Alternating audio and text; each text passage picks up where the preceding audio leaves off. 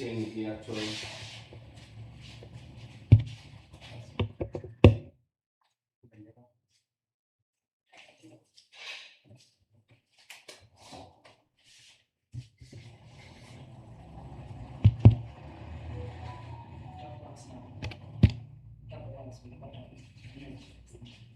Mm.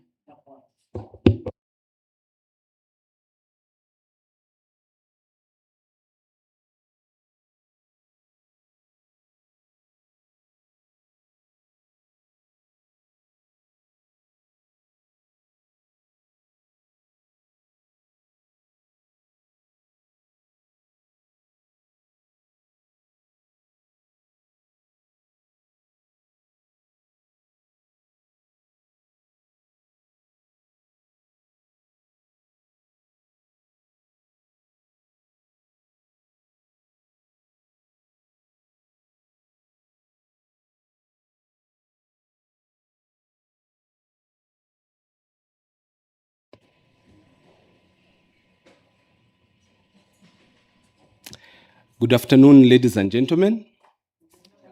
Good afternoon, friends of Hospice Africa Uganda and friends of the late Dr. Merriman. You're most welcome to this webinar, which is entitled The Critical Role of Palliative Care Education and Training. We now have almost 50 participants who are joining online. And in the interest of time, I would request that we actually do start. Once again, good afternoon, everyone. Thank you for joining this time. It is indeed an honor and a privilege to welcome you to this historical webinar, which is about palliative care education. Recording in progress. This is in memory and celebration of Dr. Merriman, who passed away almost 1 year ago. And may her soul rest in eternal peace. My name is Dr. Eddie Mwebesa. I'm a palliative care physician, and I'm also the Director of International Programs at Hospice Africa Uganda, where I have been for 23 years. Today is really about Dr. Anne and the great work that she did over several years. She is indeed a central figure in the story of palliative care in many African countries. And she was a professor, she was a doctor, she was a human being who was compassionate to human beings and animals alike. I hope that these discussions at this webinar will allow us to think about the work that has been there in palliative care in Africa over these years, but also that we shall recommit ourselves to the vision of Dr. Anne. That vision is palliative care for all who need, for all in need in Africa. And in my discussions with Dr. Anne before she passed on, we really debated about what would be the method to reach everyone in Africa. And we reached the conclusion that it is only through the multiplicative method of teaching, training, and education that we can train hands, we can train the brain, give knowledge, and allow people who are compassionate to reach the farthest ends of this continent. So education and training, without doubt, is key. And Dr. Anne was emphatic that sustainable palliative care programs should be built through people. And that's how she came about shaping education programs and activities at Hospice Africa Uganda. Indeed, she led to the founding of the Institute of Hospice and Palliative Care in Africa. She encouraged the start of the Department of International Programs in the year 2000. And through that, we have been able to journey through 37 countries out of the 54 in Africa. And in that, we have empowered healthcare workers, developed leaders, and we have nurtured champions who have done amazing work in their respective countries. So it is indeed befitting that today's discussion focuses on education and training. And this is at a time when the burden of serious illnesses in Africa is very high, but also rising. Today, I'm so delighted and actually excited that we shall be joined by several distinguished scholars, academicians, practitioners who will be on our panel, and they are going to share with us their experience, their insights, and this will be such an enriching webinar. In my tribe, we say, Mwebare Mnonga. Thank you very much to these panelists. For all of you who are joining us from across the world, from so many countries, we would like to thank you. I hope that you will have great input into this webinar. And I pray that this webinar not only celebrates Dr. Ann's achievements and contributions, but also inspires us to continue building the future that she envisioned. Please note that this webinar is being recorded so that we can share this with those who are not able to join at this very moment. The chat is open, and you may please post your questions and comments in the chat. Also, there is a link that is available in case you would like to support the work of Hospice Africa Uganda for the continuity of services to our patients. And there is a donate link there for you. I therefore warmly welcome you on behalf of all the organization, all the organizers and this organization to this webinar. Here at Makindye, we're in the Anne Merriman Memorial Room. It's a beautiful room.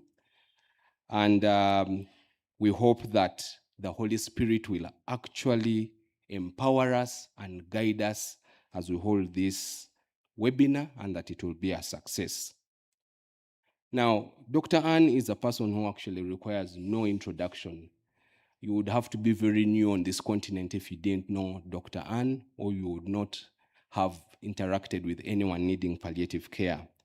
But we shall actually devote a few minutes to recap who she was, what she believed in, and her legacy. So it is my honor and privilege to introduce to you someone who is going to say that this is a citation of Dr. Anne. Prosi is the executive director at Hospice Africa Uganda. She's a human resource professional. She's a member of the Human Resources Managers Association of Uganda. She is our leader. She's the head of our management team. She upholds the ethos, and she's also my supervisor. When she writes a short email, it can send me very busy for several days. Prosi, you're most welcome. Thank you, Dr. Eddie, and good afternoon, everybody who is here with us, and for all those who are online. So I'm just going to share a brief intro about Dr. Anne, and like Dr. Eddie has said, most of us on this call already know who Dr. Anne is.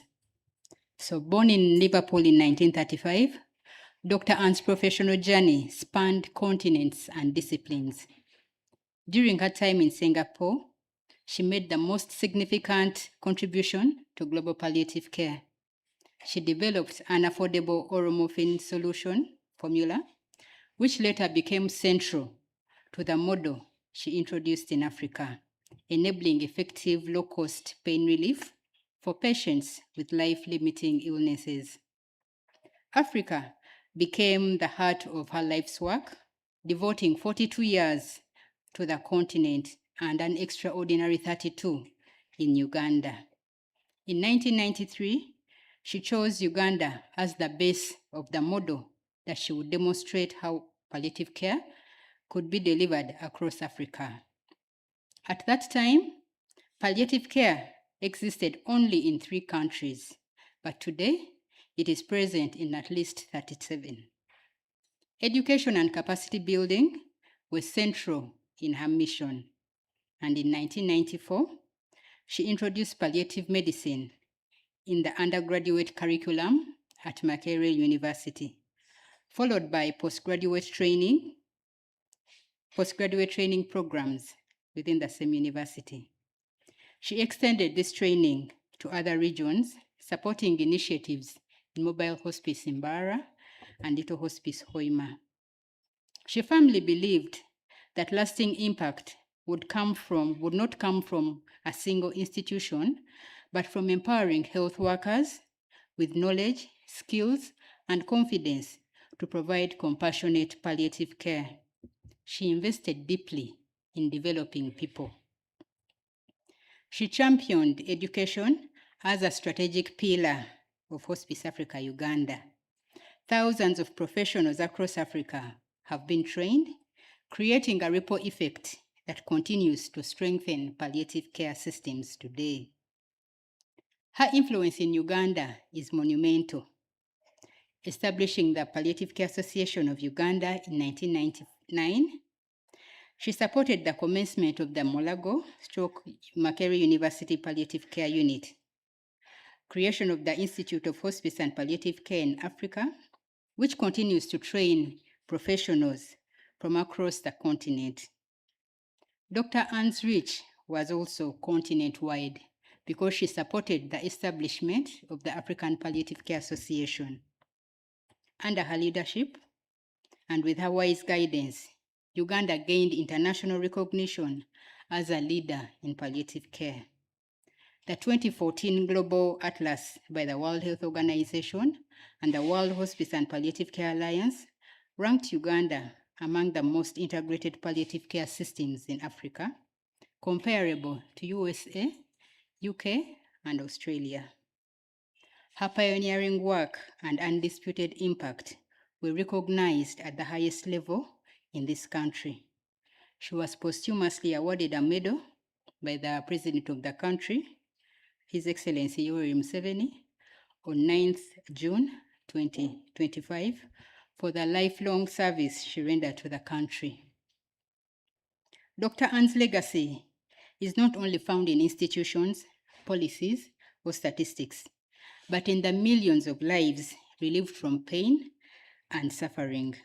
Her work continues through Hospice Africa Uganda and through the countless health professionals she trained and inspired across Africa and beyond. Hospice Africa Uganda's vision is palliative care for all in need in Africa. And the quickest way for us to reach this vision is through training and education. So, as we begin this webinar, we do not only remember her legacy and the remarkable contributions that she did, but also we reflect on her vision and how we continuously become guided by this vision. Thank you all so much. Over to you, Dr. Eddie. Thank you very much, Prosi, for that kind introduction of the late Dr. Ann Merriman. Dr. Ann has been written about, and there are several recordings about her, and she herself wrote 2 books which are available for you to read about the story of palliative care in Africa. However, we would like to show you an interview which was done on her 90th birthday.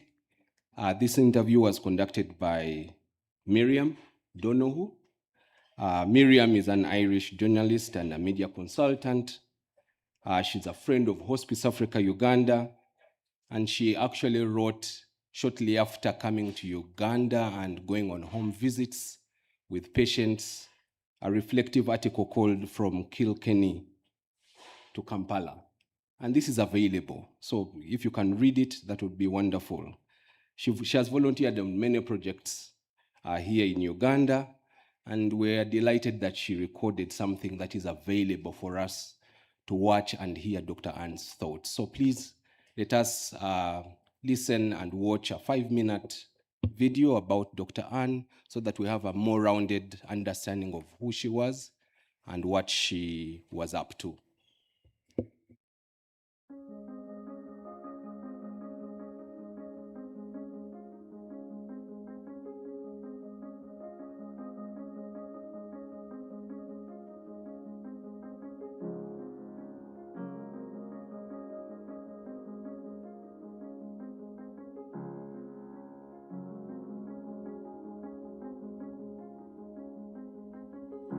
It feels like I'm a geriatric geriatrician, because I worked with geriatrics for quite a long time, and I met so many old people, and I knew what it was like to be old.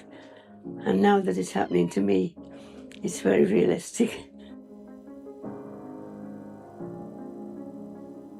I feel we could have gone further, but for what we have achieved already, yes, I'm very happy about it. I think we could have reached more African countries. When we came, there was only 3 countries before us who had palliative care. Now there's 37. I had visited 34 countries. There's 54 countries in Africa, so there's a lot of work still to be done. I'm very proud of my team because they have been such a great support and they learn very fast. I always say the African brains are better than the Mzungu brains. They do learn very fast and they're very dedicated to the work that they're doing. I don't know whether I've got a best memory.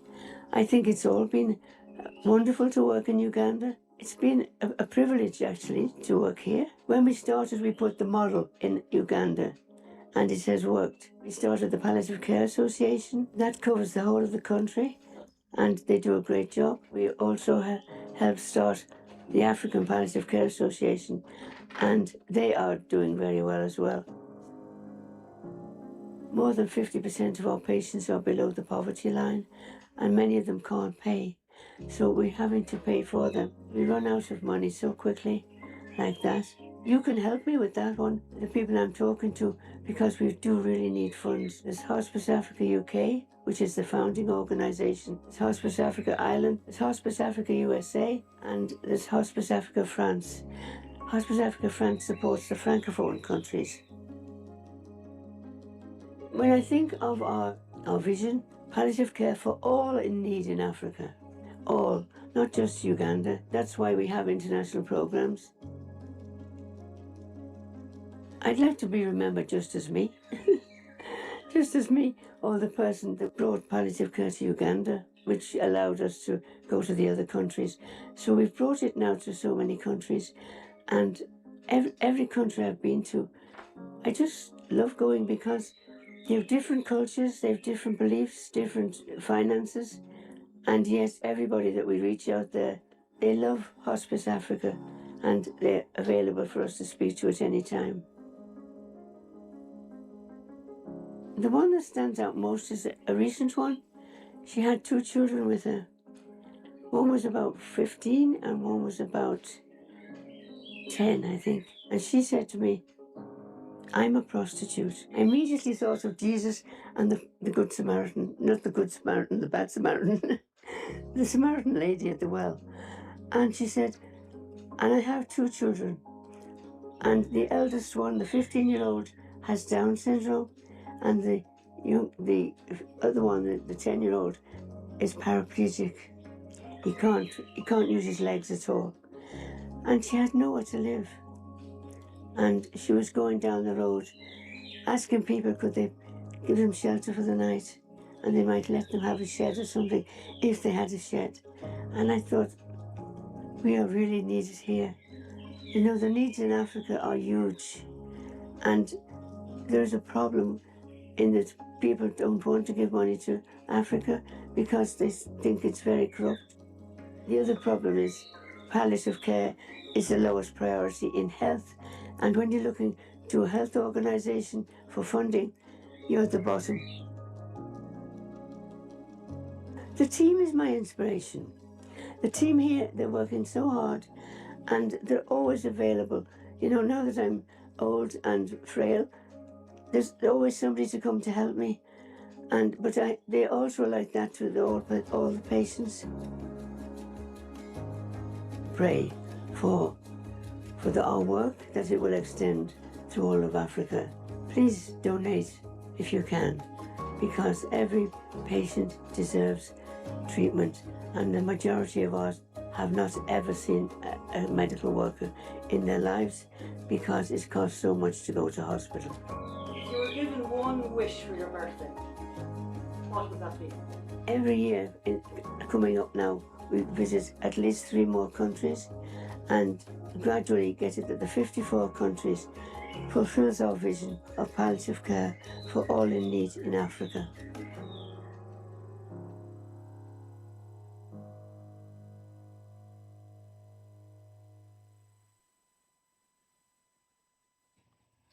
And that was Dr. Ann. That was one of her last birthdays. And if you noticed from that clip, she mentioned team 2 or 3 times. And indeed, she was proud of her team. Now, her team is actually more than just Hospice Africa Uganda. It's the people that we have trained all over Africa in the different countries. It is the people that have helped us reach the farthest patient, our donors, our supporters, our partners. You have all been part of that journey and you're part of the team, so thank you very much. I would like now to shift gears and we go to the next presenter. I would like to introduce Dr. Ekiria Chikule, who we fondly call Dr. Eki. Dr. Eki is the principal of the Institute of Hospice and Palliative Care in Africa. She's a medical doctor. She has a master's in public health. She has 15 years experience in clinical practice, education, research, planning services, budgeting, strategic planning, and managing organizations. She was the first Ugandan chief executive officer at Hospice Africa Uganda before she moved on to Mildmay Uganda as the first director of quality assurance. And she was also a founding member of their research ethics committee. She's a former member of the Mengo Hospital Board, and she currently sits on the boards of Chiwoko Hospital, World Vision, the Palliative Care Association of Uganda, and Gayaza High School. She's a life member of the Palliative Care Association of Uganda, a part-time lecturer of Uganda Christian University, and interestingly, her research for the Masters in Public Health asked the question, where would you prefer to have care? And the patients and their relatives answered, would like to have that at home. And that was one of the reasons that Hospice Africa Uganda focused on home-based care and has become Uganda's largest home-based care program. Welcome Dr. Eki to talk about palliative care education and training at the Institute of Hospice and Palliative Care in Africa. Good afternoon, everybody. Thank you very much, Eddie. Maybe a little correction. I'm no longer on those boards. I happily relinquished my positions. But it was an interesting period being on these boards. Good afternoon and welcome to this webinar. So mixed feelings, remembering Dr. Ann, but also reveling in what she left behind. I want to start with reminding ourselves in the next slide of Dr. Ann's mission and vision. Next slide. Next slide. The vision she had was for palliative care for all in need of it in Africa. The mission was for HAU to be a center of excellence in providing palliative care education and training in Uganda and other African countries, adapted to the economy, culture, spirituality, and traditional needs of the different countries in Africa. She was aware that palliative care, as it was then, was more of Europe and America oriented. In the next slide, palliative care education and training was initiated alongside the clinical and home care services by Dr. Merriman. These two went hand in hand. She believed that you cannot provide care without training the HR. In 1994, one-week courses for non-health professionals and professionals were commenced by the Education Department. These were mainly for community volunteers, family caregivers, spiritual advisors, leaders, and leaders, traditional healers. We also had the police come in because we were handling morphine, which is a narcotic. At that time, almost 80% of the country was rural, but as of now, it is 63% as people have migrated to towns. But still the resources are limited.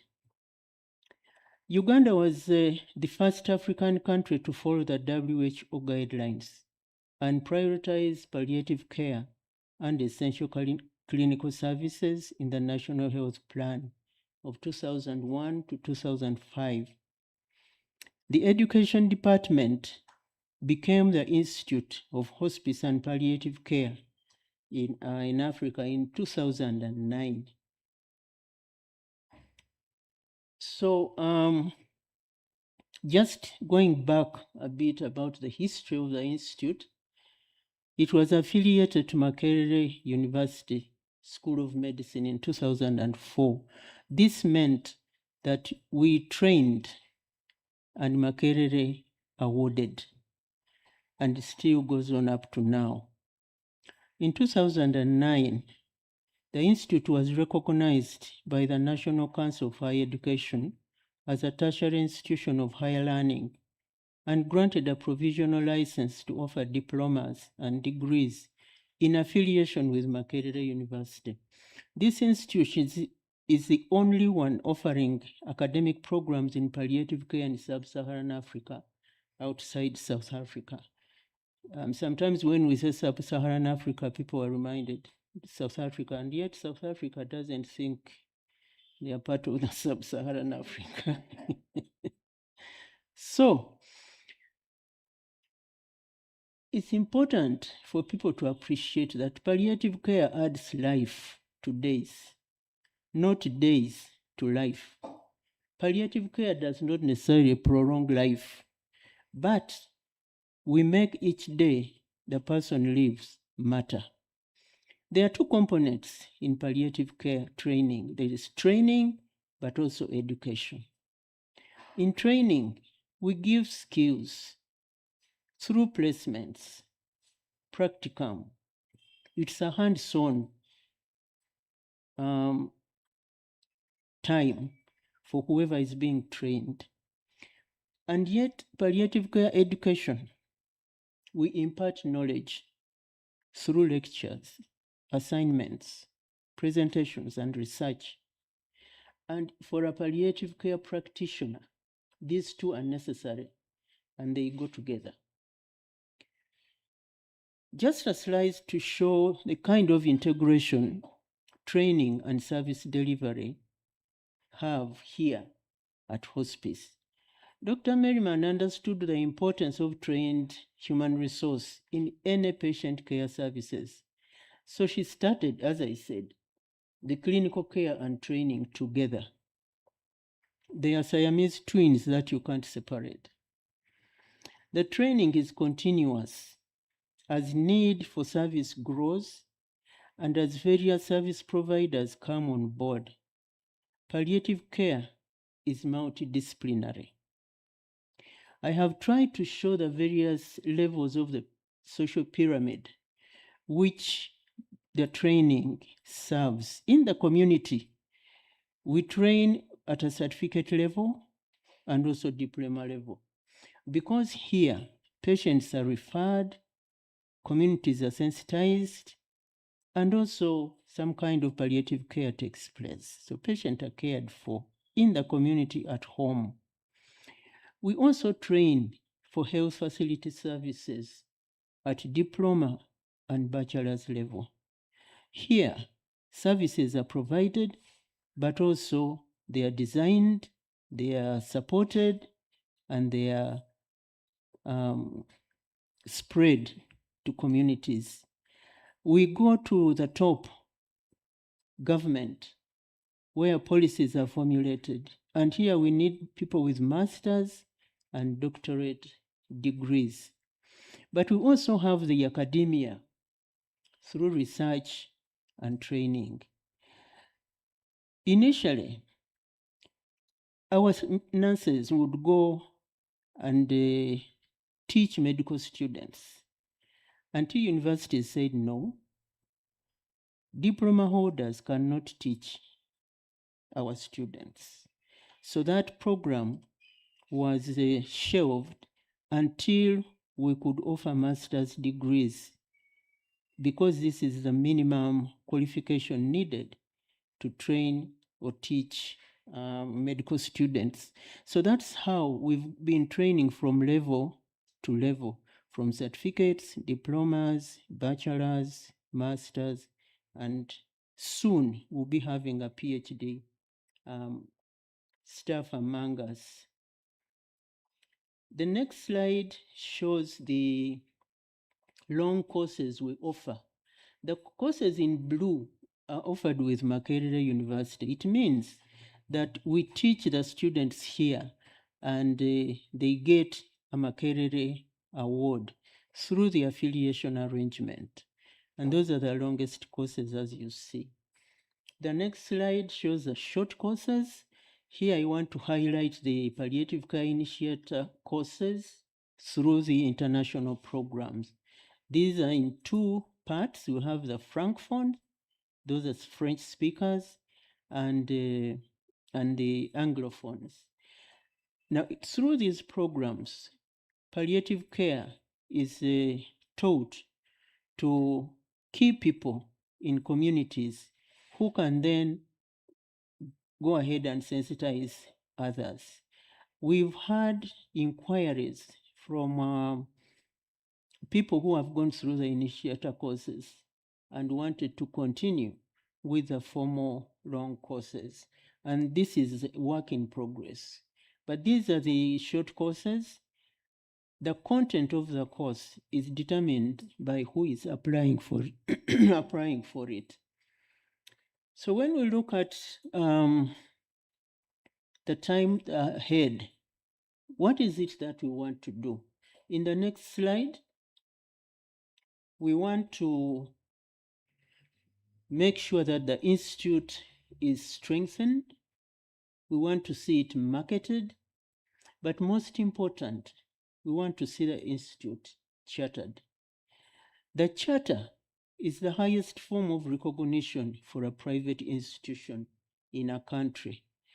And the charter in this country is awarded by the president, is signed by the president. We submit our application to the National Council. After passing it, it is forwarded to the Attorney General's office. Then it goes to the Ministry of Education, who forwards it to the President's office for the President to sign. So the highest form of recognition. And once we are chartered, our awards will be recognized in East Africa, in Africa, and the world at large. We also have pressure from the National Council, that is our regulator, and they are always asking, why is the institute not chartered? So we want to make sure that that question is answered. Makerere, with whom we are affiliated, is now rejecting awards from unchartered institutions. We fear that other institutions may follow. That is why we are rooting for the charter. We also have new courses that are waiting accreditation. And the local regulator, the National Council, says, no, we are not going to accredit these courses until you have submitted your application for the charter. So these curricula have gone through the first round with the National Council, but they are saying we are not continuing with the accreditation process until we've seen your application. But they are there, 6 of them. It means that once we are chartered, we'll be able to offer many more courses. It's been an interesting journey, but we've had partnerships. In the next slide, partnerships that has provided funds for our students, scholarships, but also have contributed to strengthening our education systems, the Moodle platform, the computer room, the Diana Resource Center, etc. And we are very grateful for these people. Most of these we are still in partnership. They are still offering us scholarships. So in case you want to ask more, have more inquiries, here we are. You can contact the academic registrar. Those are the phone numbers and email addresses, or you can contact me as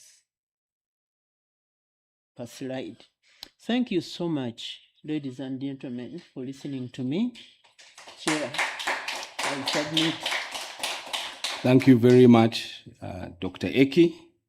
Indeed, I hope that you can share your contacts and those of the Institute in the chat so that those who are interested in education and training in palliative care can contact you.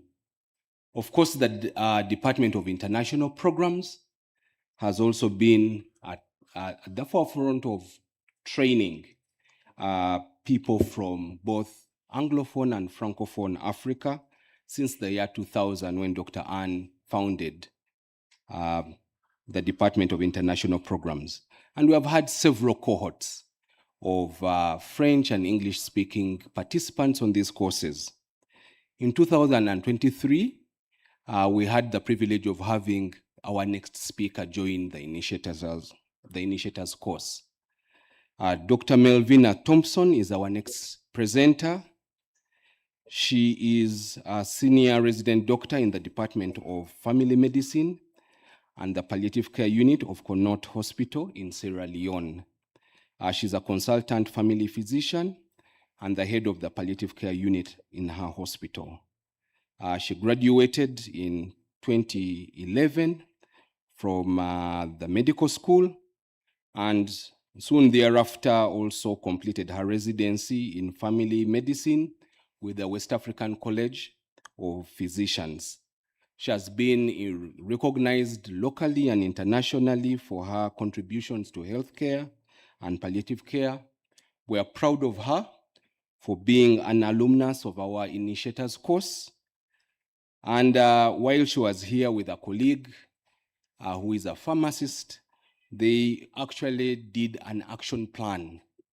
And that action plan was to make a difference in their country by doing something just amazing. So I would like to invite Dr. Melvina to come and please take us through the role of palliative care education and training in strengthening national healthcare systems and what you have learned from your work. Thank you very much.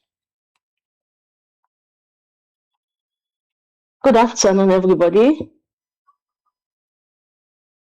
Good afternoon. Am I audible?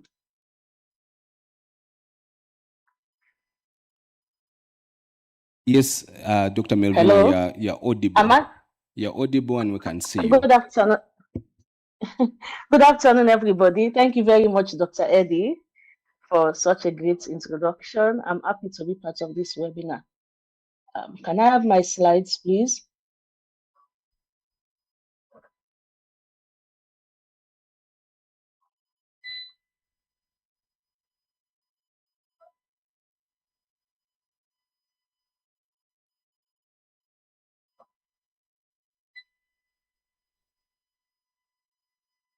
I will be talking on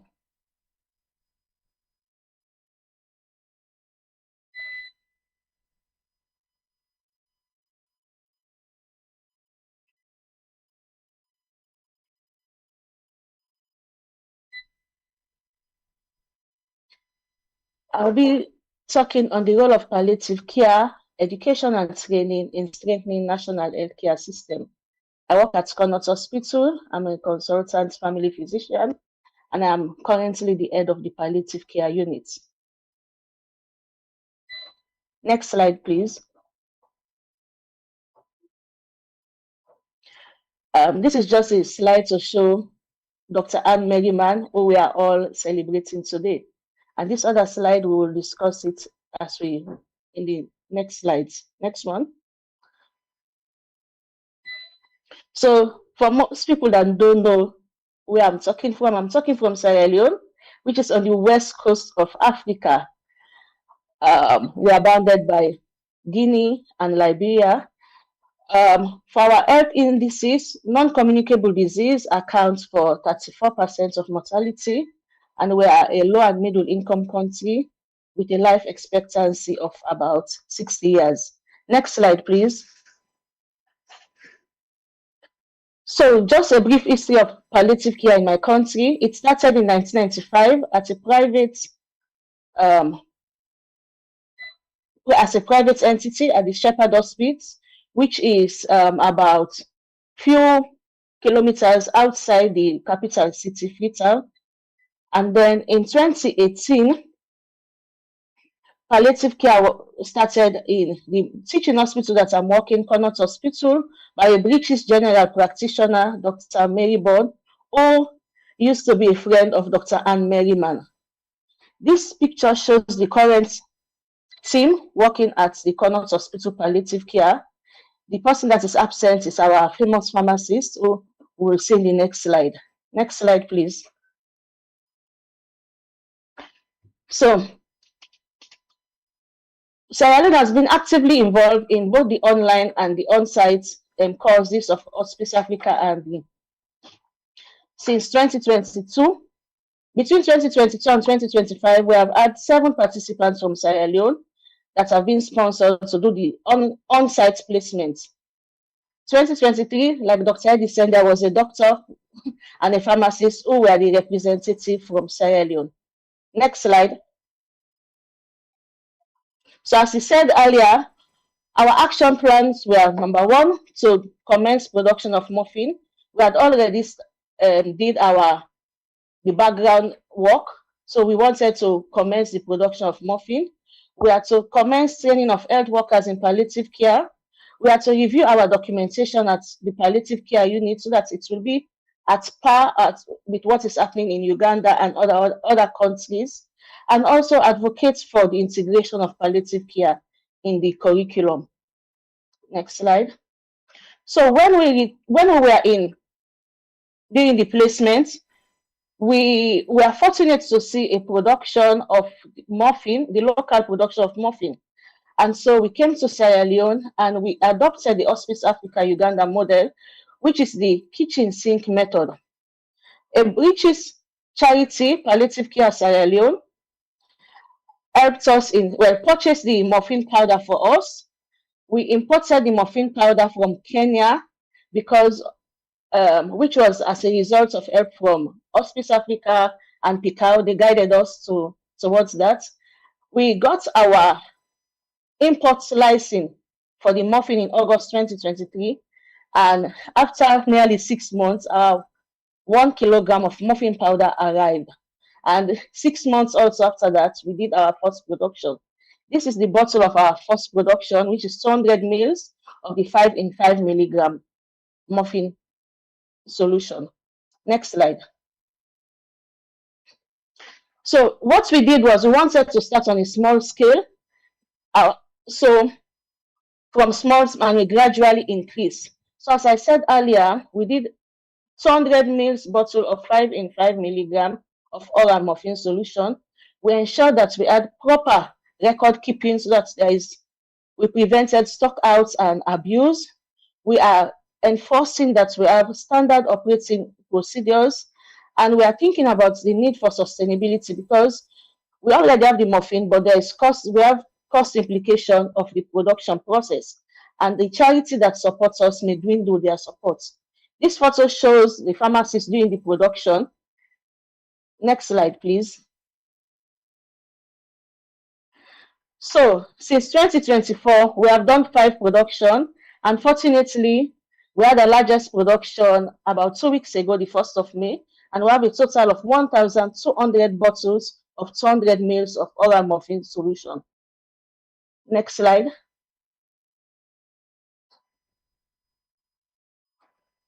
Next slide, please. So for training, our second action plan was that we had to train health workers.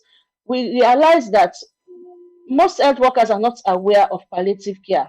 This is a map of Sierra Leone, and we from a notice, majority of the districts have training, even if, and most of them, we want to form a hub of the different a hub of training where in different hospitals come together and they will be able to access palliative care and they will share the knowledge with their colleagues. For Western area, because that is where we are located, our hospital is located, we have done in the military hospital, in the children's hospital, in the maternity hospital. And for my own hospital, we are always doing on-the-job training. And so each ward in my hospital, we have palliative care champions. They are the ones that identify some patients and refer them to us so that they don't even need to wait for the doctor. They will even tell the doctor that I think this patient needs to be referred to the palliative care unit. And so we have trained most of our health workers in the hospital, in our hospital. Next slide. This is just a photo of showing some of the trainings that we've done. The first one was our most recent training that we did like 3 weeks ago, then at the maternity hospital and also at the military hospital. Next slide. So just some memories of when we were in Uganda.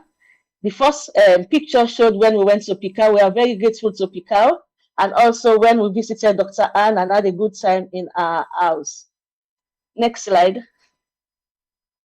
So in concluding, one last word that I would tell you is that morphine production is feasible and it is necessary, and you can start small and you will have great need for expansion. And so we are building on our basic baby step, and there is need for more collaboration.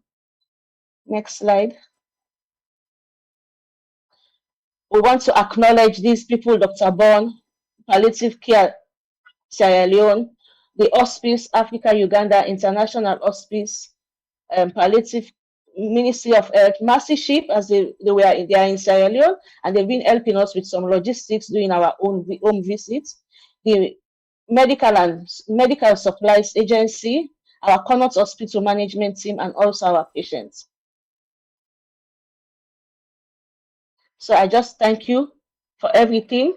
I will be here for your questions and your comments. Thank you very much. Those claps are for you, Dr. Melvina.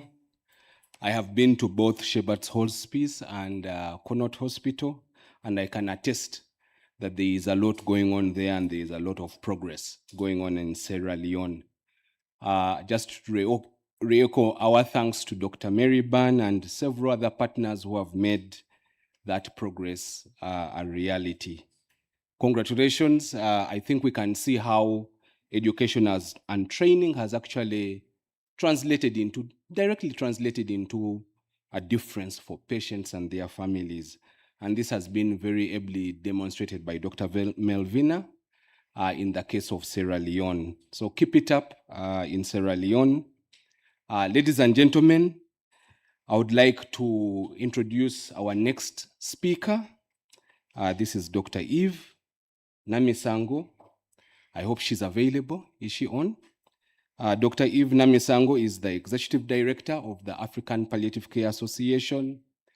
She's an educationist, a care provider, a researcher, a policy advocate, and a leader in global health. She has dedicated a lot of time to improving the quality of life, and especially at end of life for adults, children, and young people, and also disenfranchised populations. She has been part of several long-standing collaborations in Africa, Europe, America. She's just a lady who is compassionate and inexhaustible. Dr. Eve, as we fondly call her, holds a master's and a doctorate in palliative care, policy and rehabilitation. She's a board member of Hospice Africa Uganda, and she's also a member of the governing council of the Institute of Hospice and Palliative Care in Africa. She's with the African Palliative Care Association. And I want to mention something that is unique about Uganda just before Dr. Eve comes on. Uganda is a unique country in Africa. Uganda is where you have 5 things. You have a model hospice, which is Hospice Africa Uganda, doing all these models of service provision to patients, education, research. But we also produce oral liquid morphine in this country in a simple, affordable, sustainable way. But also we have really good supply chains and logistics to ensure that that morphine reaches the farthest place in this country. We also have a government which is very supportive of palliative care. We have a very vibrant national association called the Palliative Care Association of Uganda. And thank God, we also have the African Palliative Care Association, which is the continental body for palliative care here in the same country.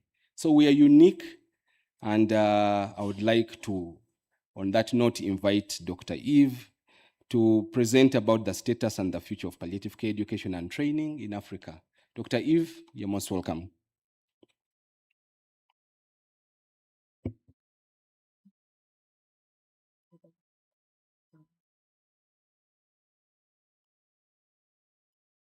Thank you, Eddie. I'll upload my slides just in a short while.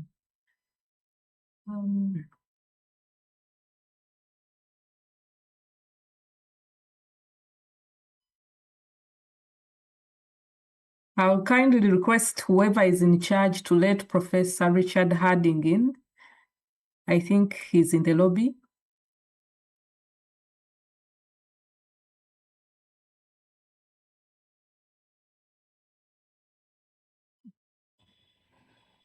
We don't seem to have him in the lobby, Eve. Can we recheck, please? Please, somebody recheck. He says he's stuck in the lobby.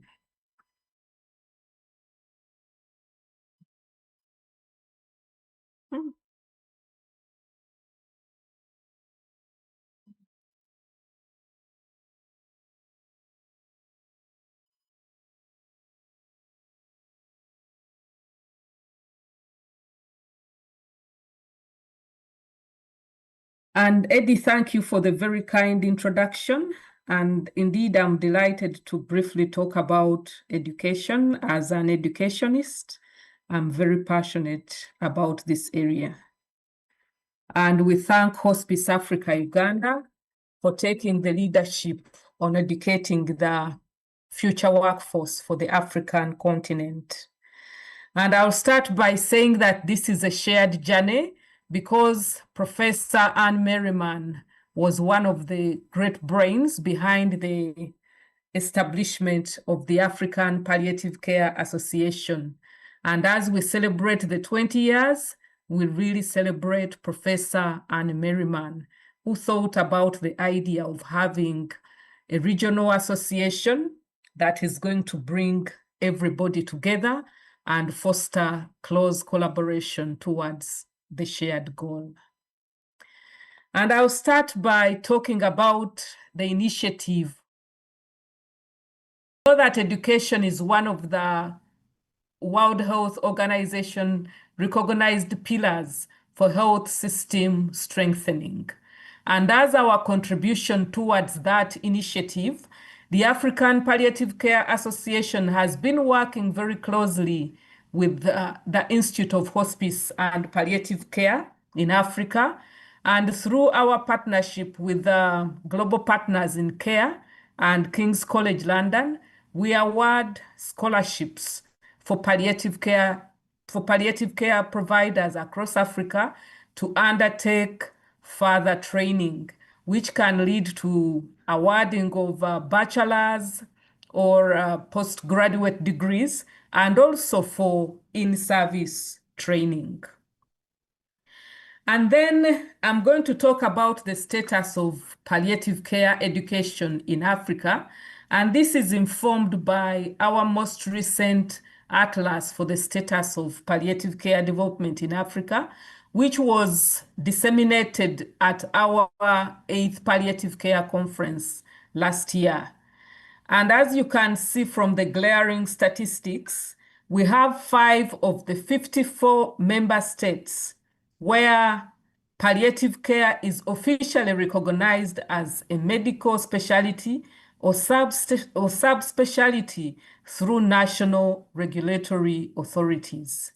And we need to work very hard to ensure that we move this indicator from 5, say, to 40 in the next 4 years, actually.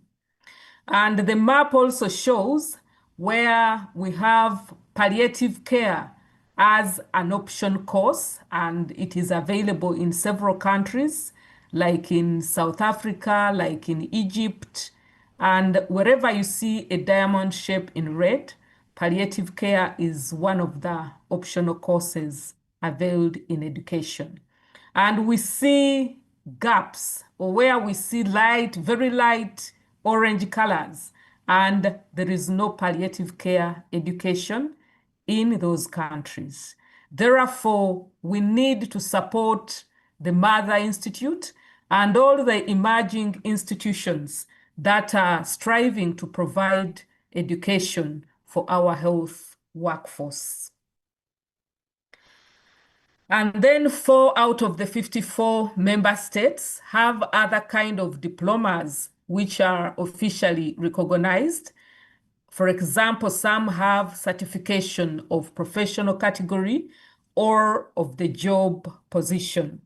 And again, the map is further showing where palliative care courses are available as an option, but these are optional and we feel it should be mandatory. And then still through the colors, you see where palliative care is available in undergraduate courses for nurses. And still, this is patchy, and we need to do more as a continent. And we acknowledge that there were some countries where no data was even available, and where we have the World Health Organization and technology and all platforms for networking. I think we should not be having situations where data is not available. And we want to acknowledge and celebrate the success that we are noting in the region. We know there are lots of small training or online training programs that are available. We have very many partners offering short courses. So there is the energy and there is the growth, but we also need to focus on training people to earn diplomas, to earn degrees, and to earn postgraduate degrees. And via the atlas, we noted remarkable growth in countries like Malawi, Kenya, Morocco, Cameroon, Egypt, and Ghana. And we celebrate the new beginnings in Comoros Islands, in Mali, Liberia, South Sudan, Burkina Faso, and Cape Verde. And I want to mention areas where we found some statistics showing declines. And I think it's a pointer that we need to work towards sustaining our achievements. And just to say, this atlas is available free on the African Palliative Care website, and it can be downloaded, and you can look further into the pillar of education to get all these statistics. And now we are going to talk about children's palliative care, We all agree that children are not just little adults, and therefore we should also emphasize specialized training for children's palliative care. And we have just about 102 specialized children's palliative care services. And I think we need to focus more on developing education for children's palliative care. And these services were just available in 21 countries. And I think this is a gap that we are highlighting in the space of education. And we really need to do more to ensure that our health workforce has the education they need to care for our most vulnerable children and young people. Education programs, as this work that the African Palliative Care Association undertook in partnership with global partners in care, it showed areas where partners are making efforts to integrate palliative care within existing curriculums, and they are either offering postgraduate level courses or diploma level courses. And we see these courses available in Ghana, Kenya, Malawi, Nigeria, South Africa, Tanzania, and Uganda. The Institute is doing an amazing job. And if there is anything that we need to do, we need to protect the Institute of Hospice and Palliative Care in Africa so that it remains as the Harvard of the Africa, because a lot of great work has gone into this, and they are at the forefront of training some of the greatest palliative care providers we have in the region, and they have capacity to support the emerging great trainers in palliative care in the region. And what is the way forward? We need to strengthen our partnerships for education. The need is massive. And we know that our healthcare providers earn very small salaries. Therefore, we should invest in fundraising for scholarships so that we are able to support them to go for further education. And we also need to invest in looking for fellowships so that our health workforce can get the practical skills that they need to do a good clinical job. And we need to avail education options for within service training. We need to target undergraduate training and then postgraduate training. And ladies and gentlemen, let us not forget to factor in our language diversity. Education should be available in French, English, Arabic, Portuguese, and let us not forget our local languages, because we have village health team members who do an amazing job, and we need to bring them on board. And to train them effectively, we need to factor in the local languages. And we thank still the Institute for being able to provide some training in French. And I think we need to do more in this area. That is what I had for the day, and I want to hand it back to you, Chair.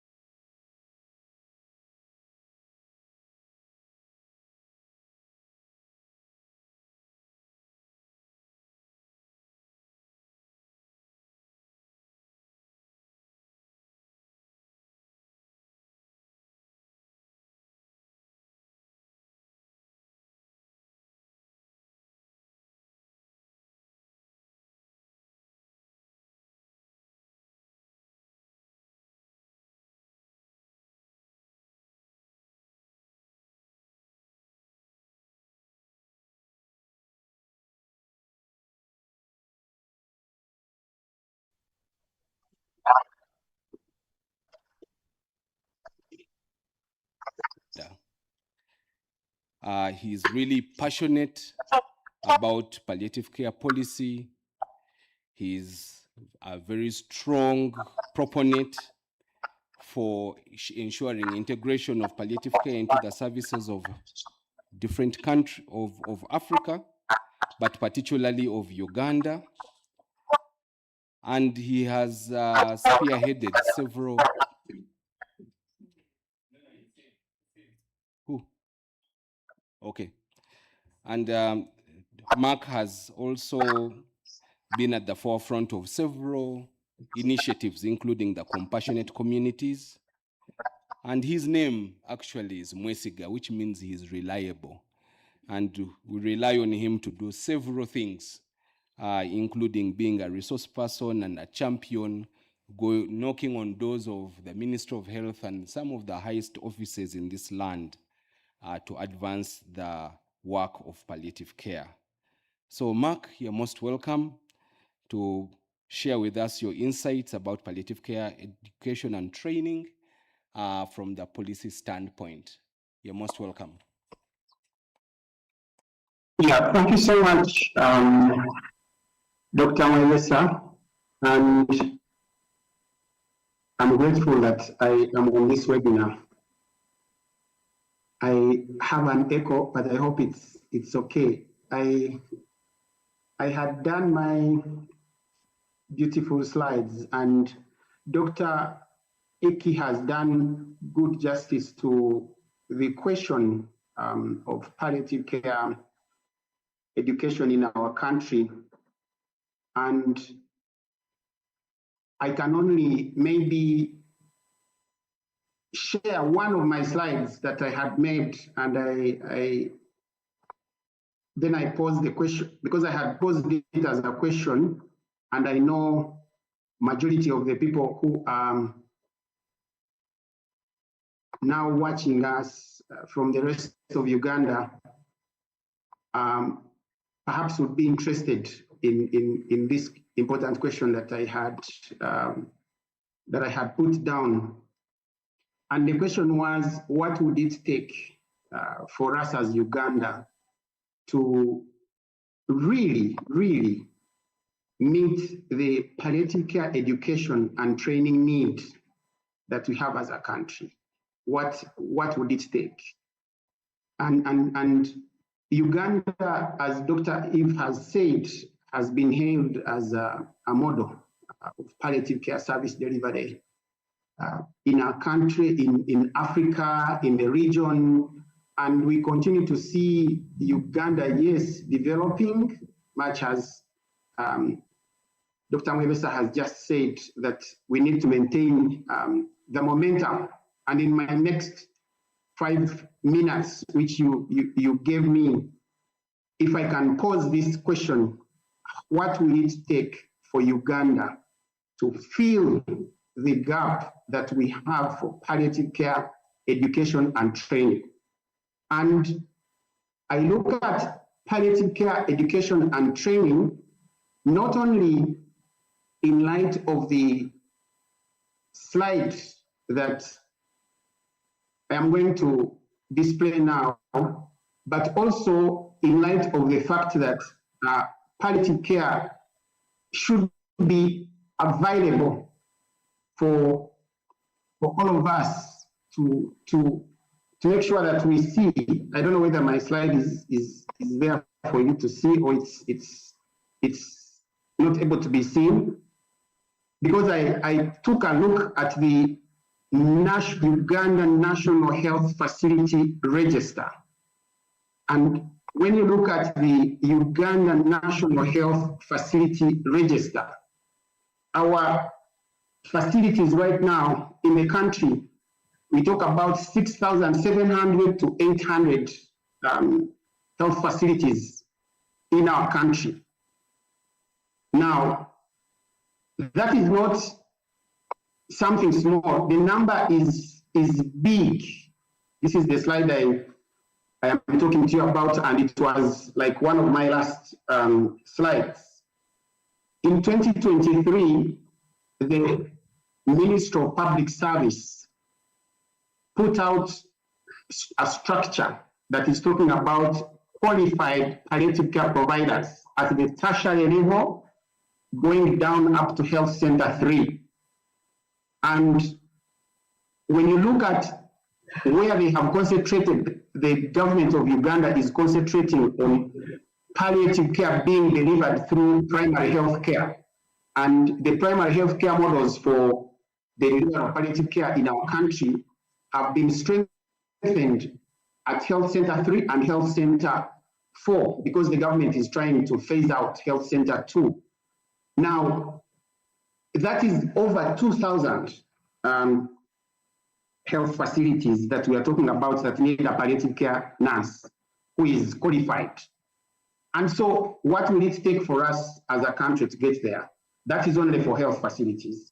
Now, what will it take for us as a country to offer palliative care, which is holistic, as we always say? And that means we need to train and educate a spiritual palliative care provider, a psychosocial worker, or we need to go and educate the medical people whom I have already spoken about, the nurses, the physicians, the doctors, and everybody that works directly within the hospital. And then we also need to go to the community and make sure that the bigger community that we talk about is educated. And the questions that you posed for me, which are good for me to answer, and then I'll run through them very, very quickly, were what are the currently available barriers or things that we see as strong barriers for palliative care education in our country? And I categorized them into 4. I'm not going to display like the slides to go so much of your time, but I looked at 1, the health system and the workforce constraints. In our country right now, the health system is constrained. First of all, our out-of-pocket expenditure for healthcare is up to 40%. You need to pay your bills up to 40% of everything that you need to receive from a health facility. The workforce that we have, now that's on the side of patients and families, the workforce that we have is constrained. We have a rising need of preventable infectious diseases, and the concentration is there so much. That is coupled with the rising non-communicable diseases. The need is also big and it keeps rising. We also have an aging population.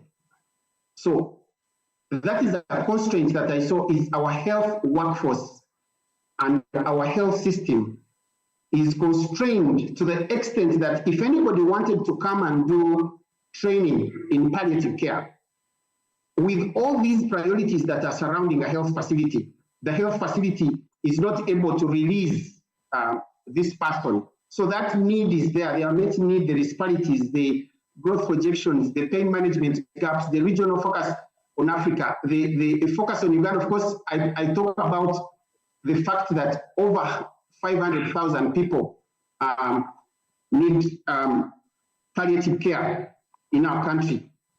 And that, coupled with my second point of the education curriculum, the educational content at specialized care facility and also at general practice, but also at the community. When you look at what we have now, the number of training facilities that we have, somebody will have to come to the Institute of Hospice and Palliative Care in Africa. Somebody will have to come to Makerere. What happens to the rest of our structure across Uganda? The third point that I looked at is the failure of our government and our system to absorb and recognize the trained palliative care provider. So at the health center, at the regional referral hospital, at the general hospital where they are now, if you are qualified, can you be recognized such that that can motivate other people to train and come to you? We have a fantastic law and legislation that allows nurses who have qualified in palliative care to prescribe oral epidemiologin. It's a great example for us in Africa and in the rest of the world. Do we have enough of those who can prescribe, and can nurses be motivated because they are trained to make sure that they train? We have moved a very big step as a country. We have trained our nurses and doctors and integrated the curriculum for training on palliative care, and we score so highly, but the need is still great. And so the financial constraint and investment, can we have government invest more? That's another strong barrier. If we can't have scholarships, at the Palliative Care Association of Uganda right now, we offer scholarships for diploma in palliative care at Mulago School of Nursing, and we offer scholarships that are limited in nature. They are not enough. One of the constraints that affects the training is lack of scholarships for people who want to study. And then the second question that you gave me to answer was, what are those scalable models of training that we advocate for as the Palliative Care Association of Uganda, and how can we make sure that we reach out to the many that need this care?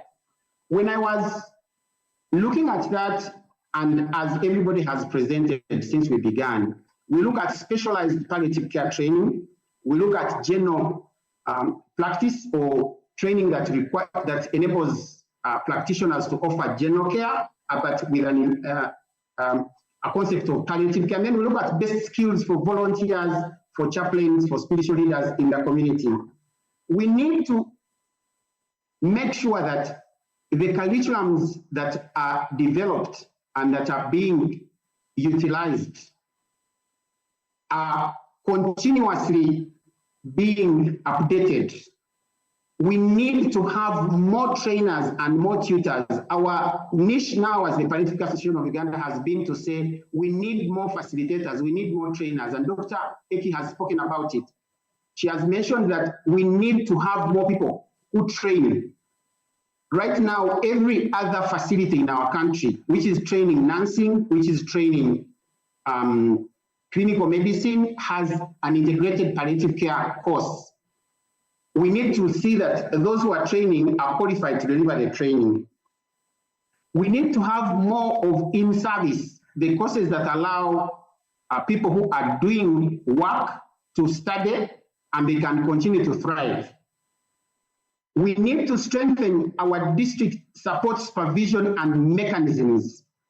The Institute of Hospice and Palliative Care in Africa, Mulago School of Nursing, Merriman, Uganda, Makerere University, need to work on making sure that we strengthen our practicum for us to be able to reach the 6,000 positions of people that I shared with you if we are to go through the health structure. And for us to make sure that everybody who is going to train has spent 60% of their training, not only in class, but also at the hospital practicing palliative care, we must increase the number of practicum sites for palliative care. And so we need to replicate the model of Hospice Africa Uganda that is in Mbarara, that is in Hoima, that is in Makinge, to as many as at least half 3,000 health facilities in the country, regional referral hospitals, national referral hospitals. We need to ensure and invest in the approach that everybody who is in the community as a community health worker appreciates they can refer, they can do away with the stigma and the naming of palliative care to say that palliative care is for the dying.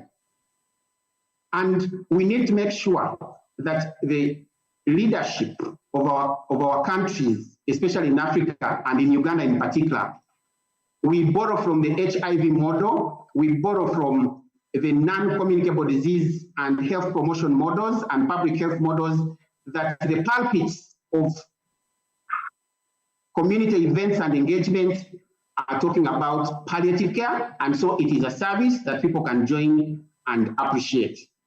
Lastly, I wanted to share with you very briefly, as I conclude on my question that you gave me, on why, as Uganda, or as to generalize as Africa, we need to make sure that as we talk about education and training, we don't only look at the medical people, we also look at the family caregiver. And I'm grateful to Hospice Africa Uganda that they have started these courses for family caregivers. As you rightly said, Dr. Mwebesa, in one of your summaries after Dr. Eki spoke, you mentioned that the majority of our patients are in the home. As we think about palliative care education and training, can we think about people who are doing the primary care in the home? What basic training do they require? When we talk about children, at FICAO, we have a program where we support children who suffer cancer at the community level of navigation. Can we talk about the patient and the caregiver education and training that they require? And that's where we need to go and emphasize. And that will be sustainable because it will ensure that there is no treatment abandonment among the children, which now currently stands at 30% of those diagnosed and enrolled onto treatment. That there will be adherence to treatment for adults and people, that there will be less suffering in homes because people who are caring for patients are indeed trained, and that there will be preventable health suffering. Where it is preventable, it will not be there, that we will see less of health-related suffering that is in the families and in the community. I want to stop there now and thank you, Dr. Mwebesa, for your opportunity to speak. Thank you.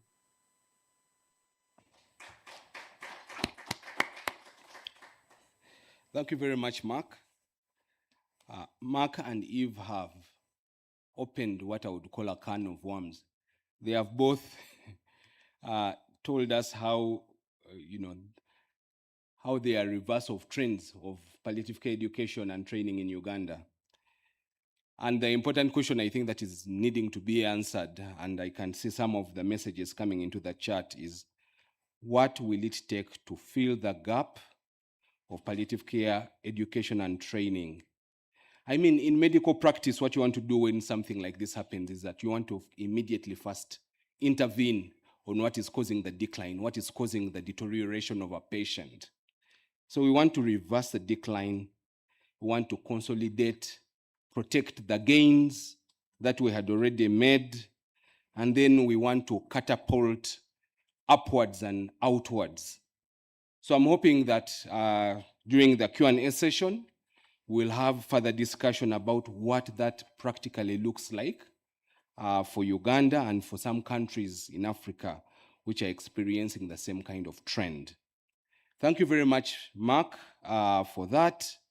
I will quickly switch on in the interest of time to our next presenter, Emeritus Professor Patrick Fell. Finished school in 1973 and then started a career in IT and banking in London, in Ireland. And thereafter, about 10 years, he remembered that medicine is important. And then he went and started studying medicine, qualified as a doctor in 1983, and he spent his career at the Royal College of Surgeons in Ireland and at the University College Dublin School of Medicine in emergency medicine and also general practice.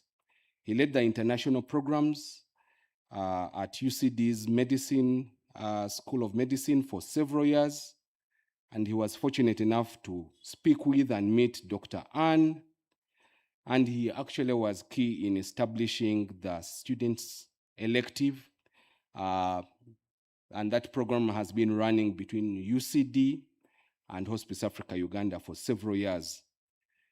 He recently retired from UCD, and we are proud and very honored that he joined the board of Hospice Africa Ireland. I think he thinks he retired, but resourceful people don't really retire. And that's why the reason he's really on our webinar. A warm welcome to Professor Patrick Fell. Okay, thank you very much, Dr. Eddy. It's a great pleasure to see you again. And can I just clarify that you can hear me okay? Yes, we can hear you. And can you see my slides on the... Yeah, slides are visible, thank you. Slide is visible, great.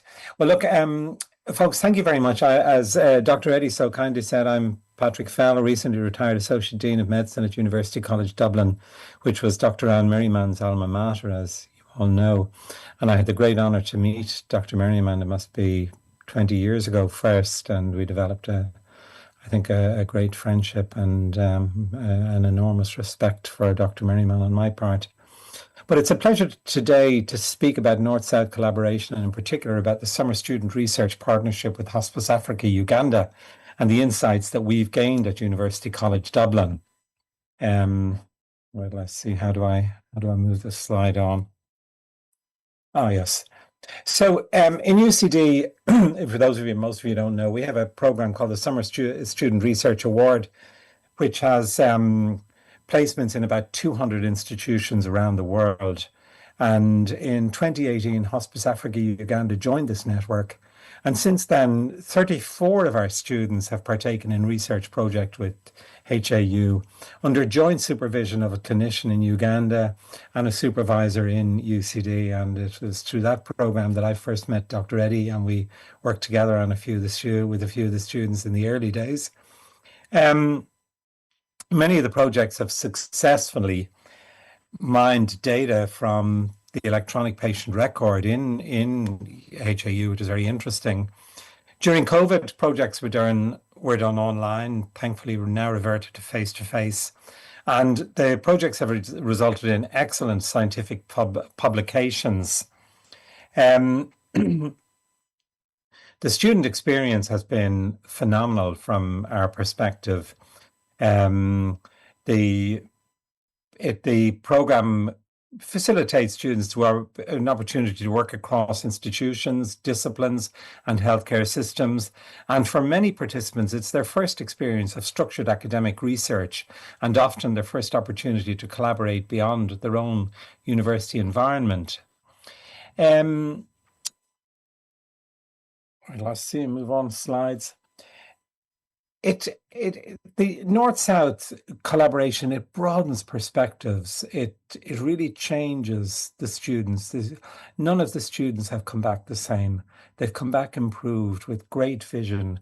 It really has helped them become, what I see as future leaders and advocates for sharing resources, for sharing research collaborations, and so on.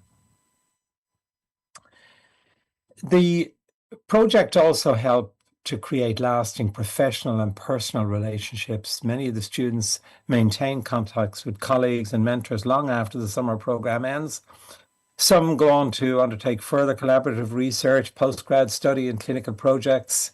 And the early connections can shape careers and strengthen institutional relationships for years to come.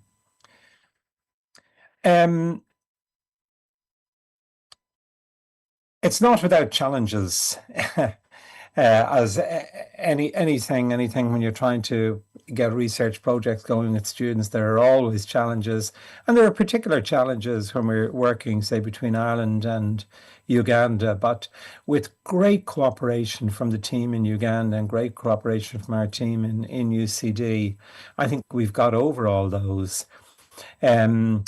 Coordinating programs across institutions requires commitment, communication, and resources.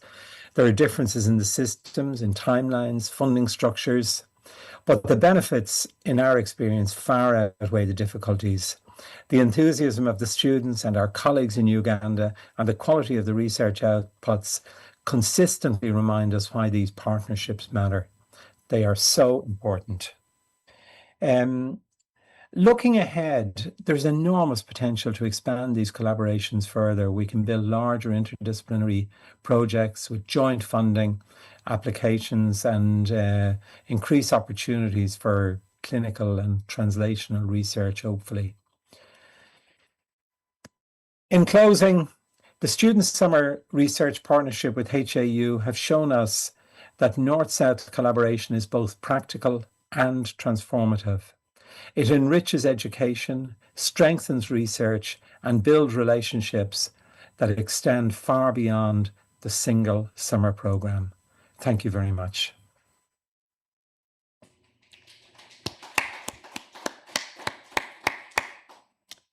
Thank you, Professor Patrick.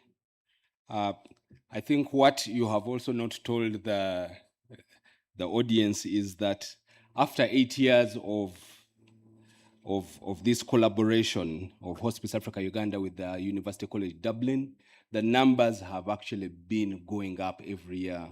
Oh, yeah, every year, yeah. Yes, we started off with 1, with 2, yeah, went to 4, yeah. Now they are 5. And I think we're thirsty for more. Would like them to be 20 in 1 year, and we hope that that will happen one day. But this is something else that we have realized with the students.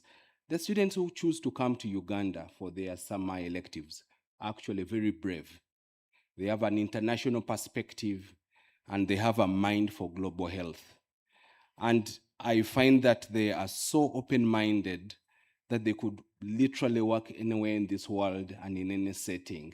Sometimes they receive a cultural shock when they arrive here, with homes of patients being so different from what they're used to. But they are very versatile, very adaptable. Within a very short time, they get to enjoy their electives, and they have gone on to be involved in a lot of work beyond their electives. So a very big thank you to Patrick, and also to UCD for that collaboration. A round of applause for UCD. Thank you. In the interest of time, we're going to shift gears. Our next speaker is Professor Richard Harding, and he's the Executive Dean of the Florence Nightingale Faculty of Nursing, Midwifery, and Palliative Care, and the Herbert Dunhill Chair of Palliative Care and Rehabilitation. He's the former director of the Cicely Saunders Institute. He's the director of King's College London, World Health Organization Collaborating Center for Palliative Care. He's the vice chair of the World Hospice Palliative Care Alliance, a trustee of Marie Curie. And he's a gentleman who has a PhD from the Department of Palliative Care Policy and Rehabilitation, which became the Cicely Saunders Institute. Professor Harding has written, researched, spoken about, and done a lot of work related to different topics on palliative care in Africa. I don't know whether I know anyone who has written more articles on so many aspects of palliative care in Africa than Professor Harding. He's respected for combining research, policy influence, education, and international partnership building. It's now my honor to invite you, sir, to present on opportunities for palliative care research and training for low-resourced settings. You're most welcome, Richard. Thank you so much. Can you hear me okay? Yes, we hear you okay. Wonderful. Thank you so much for those really kind words. I really do appreciate A, your words, but B, the invitation to be here today. I think it's a really important moment of reflection, so thank you. I'm joining you from the Czech Republic, where I'm here with Ivana Misango at International Palliative Care Conference. I'm not going to give you slides, but I am going to give you a few minutes of reflection on palliative care research in Uganda in relation to Anne, Hospice Africa Uganda, and the wider continent. So I had the pleasure of first meeting Anne when you at Hospice Africa were having a conference to celebrate 10 years of palliative care in the country, and I'm thinking this is probably around 2002 now. And it was really exciting because it was a conference that included research. You had lots of interesting and exciting people doing research at Hospice Africa Uganda, which really reflected the tone and the culture of the organisation from the outset. Now, Anne, when you talked to her about research, was always very clear that she was a clinician first and she thought that care came first. But she also really supported the view that research in Uganda and in palliative care was really important to develop and evaluate and advance models and inform policy that worked for you. And that was really Anne's building on Dame Cicely Saunders' writing, which told so many people around the world that you should take the idea of hospice and palliative care, but you should make it your own. And you should develop models and evaluate models that reflect your context. And that's, of course, what Hospice Africa Uganda has done so very well and makes everybody so proud. So research, I think, in sub-Saharan Africa was absolutely transformed by clinical research careers and research studies undertaken at Hospice Africa Uganda. We go all the way back to our first grant together, which is the African Palliative Outcome Scale. There were no ways to measure what mattered to patients and families in sub-Saharan Africa attending palliative care. The African Palliative Care Outcome Scale was an absolute game changer. It was a piece of research done with us, Hospice Africa Uganda, and colleagues in South Africa, and it really changed the landscape, because until the work that you did on the POS, the African POS, it wasn't possible to have a validated assessment tool and measure to determine whether things worked when we delivered intervention. So Hospice Africa Uganda is absolutely on the map of doing transformative research. Some of you may remember or know Godfrey Agupio, who we appointed as the first ever palliative care research nurse at Hospice Africa Uganda. And that, of course, was in the wonderful days when I had the huge pleasure to work with Eki Kikuli, who's a phenomenal thinker and leader, and gave me so much pleasure to work with Eki. So thank you, Eki. So the research that you've done, people are, ask, what's the value of research? What's the value of that effort? And I think Hospice Africa Uganda is the perfect example of the effort you put in as clinicians and as researchers to develop the African POS. Changed things across Africa. It was really a game changer. And I would quote Eduardo Barrera, who some of you may know as a brilliant palliative care doctor and researcher in the States. And he always says, when people say, why should I spend time doing research? He says, the time that you spend on research now, recruiting that patient, doing questionnaires with them, will improve the care for all the patients that you see in the future. And I think that's a really important way of seeing research. I'm spending time on it now so that everything I do in the future can be better. So Hospice Africa Uganda has really placed itself at the heart of that.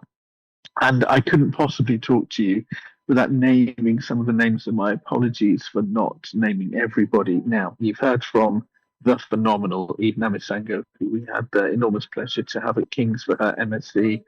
Her PhD has come back to the Pearl of Africa to deliver that research program, to commit her life to palliative care research in Uganda and wider. We have the brilliant Nasur Buyinza at Hospice Africa Uganda, who came up with the brilliant idea of a trial. Whoever thought we'd end up doing randomized controlled trials in African palliative care? Well, that was Nassur's idea. He did it brilliantly.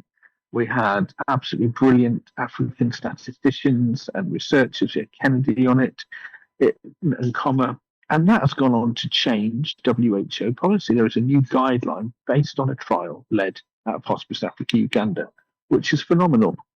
Dio Afolabi, who some of you will know, brilliant Nigerian nurse researcher who's done all that brilliant work identifying what the needs are and assessing all the evidence on palliative care needs in sub-Saharan Africa.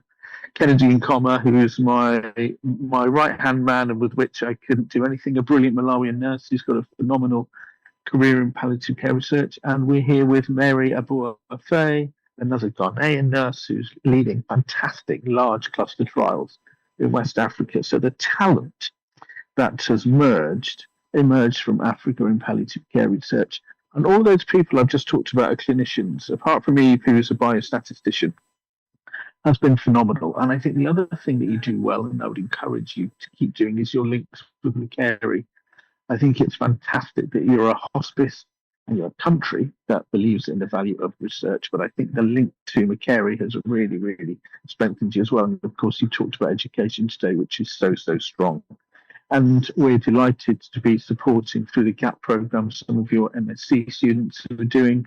We presented it recently to funders, and those nurses are doing a really, really exciting research. So congratulations to each and every one of you.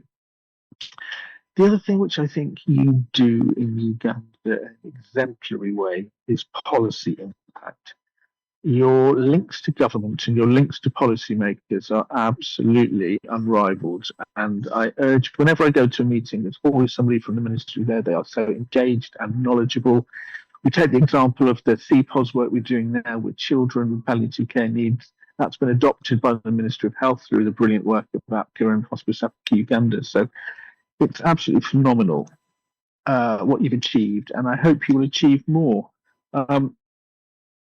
Final comment would be how far we've come from the beginnings all that time ago, starting with Hospice Africa Uganda. Who'd have thought we would have the body of evidence and the brilliant, brilliant people leading African palliative care research now, and all the different studies we've done.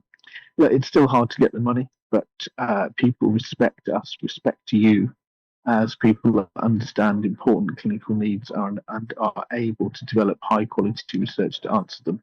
So huge congratulations to Hospice Africa Uganda in the memory of Anne, who, as I said, was a great supporter. And I really urge clinicians to keep looking for those opportunities to do research. It really does improve care for the future. So thank you, everybody. A round of applause for Professor. Thank you, Richard, for presenting without slides and presenting a topic. Recording stopped. For presenting a topic that you're very passionate about, which is research. For me, there are two things that Richard has said that are just absolutely important. One is research improves care. Research improves care. This is something that we believe. And that's why we have case conferences. That's why we have time of reflection. That's why we say we need to do clinical research. We need to do audits. And at the end of the day, these two are linked. You can't delink patient care from education Recording and in training progress. from research. At the end of the day, that should translate into better care for patients. And of course, that there's a lot going on in Africa. We are not a continent where there is little going on. There is actually a lot going on, and there are plenty of opportunities. I'm hoping that we can, at this forum, have more networking and more linkages so that we can spur on palliative care research on the continent. And I'm glad you're with Eve in Czechoslovakia, the Czech Republic. Yes. Thank you very much. There will be questions coming to you, I'm sure, in the chat. I'm just checking whether our final presenter is on. Not yet? Okay. While we wait for Dr. Ronnie from the Ministry of Health, this would be an opportunity to actually take some questions, and there are already some coming in through the chat. Let me pose some to some of you panelists who have been very gracious in presenting from your experience and expertise. The first question, let me see that. Dr. Eve, if you are still there, there's a question to you here. What is causing the giants, Uganda and South Africa, to lose ground as far as palliative care education is concerned? And what can be done to reclaim that ground? I think this is something, again, that was shared by Mark about palliative care education and training. Eve, if you could prepare to answer that question. Another question is directed to Dr. Eki. Does Hospice Africa Uganda offer any specific courses or trainings specifically for pediatrics? Okay. That will be you going second. From a lady called Mariam. What have you done as Ugandans to create awareness of palliative care for the needy back in the villages? Okay. Mark, you are the ED of Picao. What are you doing to present and to increase awareness of palliative care to the needy back in the villages? That's the third question. The fourth question is a comment from Newton. There is need to introduce palliative care education to the youths in institutions like secondary schools and universities. How can we do that? Okay, Eve, then Dr. Eki.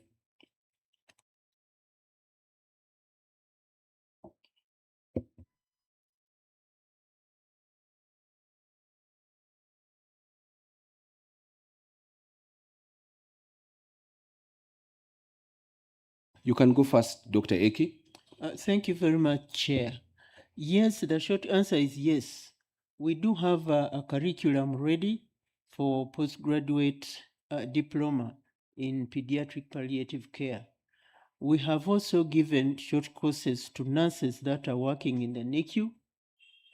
So yes, we do have those programs, and we'll be happy to talk further with whoever asked. However, that is one of the programs that is on hold, pending getting a charter. But we do have that. And I'm happy to say that one of our staff is doing a PhD in pediatric palliative care. So yeah, we do have it. Dr. Dorothy is here. She's doing that PhD. So we are proud of her, and we are looking forward to her completing and growing that arm of our training. Thank you very much. Thank you very much. So there are indeed training programs for pediatrics. And if you're interested, please get in touch. We'll ensure that, that you can pursue the course of your dreams and change around the care of patients. Mark is on. Okay. Dr. Eve and Mark, if you would kindly unmute and respond to that question. I think that's a very important discussion for Uganda.